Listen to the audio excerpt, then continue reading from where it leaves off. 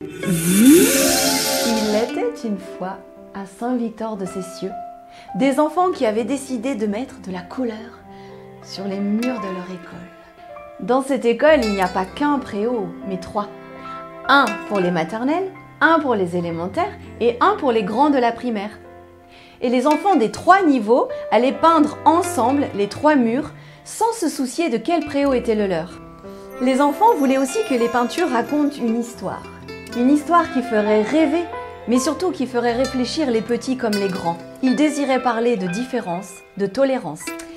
Alors, avec l'artiste peintre Raph Péot qui est venu les rencontrer dans leur classe, les enfants ont inventé une histoire. L'histoire de Petit Rond et des bonhommes carrés.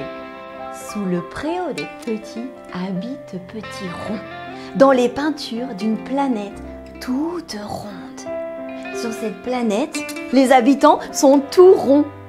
Ils jouent au milieu d'arbres à la glace à la vanille, ornés de gros ronds colorés.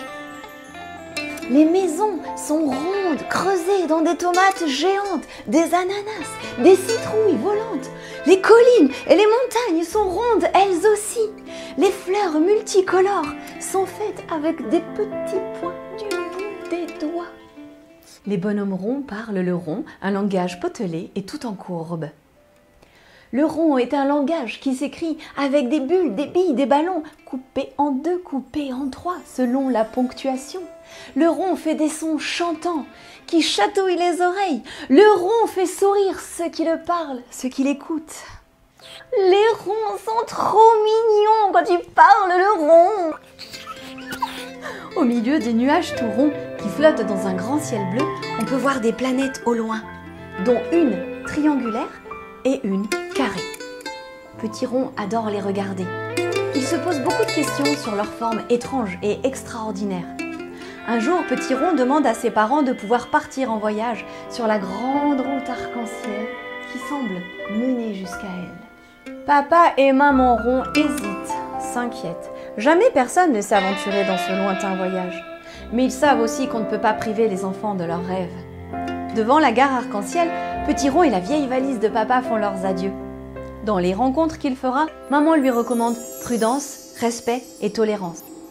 Après une distribution de bisous, Petit Rond saute sur un nuage magique, sur la route arc-en-ciel et commence son voyage.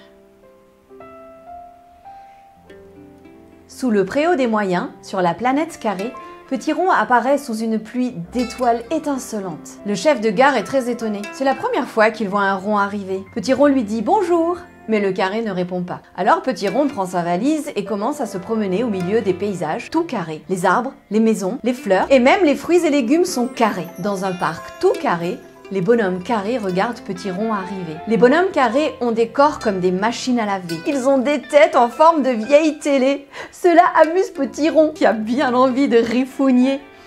Mais il repense aux paroles de sa maman. Ce ne serait pas très gentil de se moquer.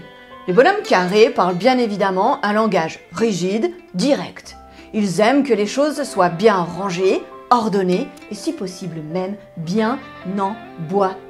Les bonhommes carrés sont très surpris par l'apparence de Petit Rond. Dans quoi le ranger? Ils lui demandent pourquoi il est tout rond.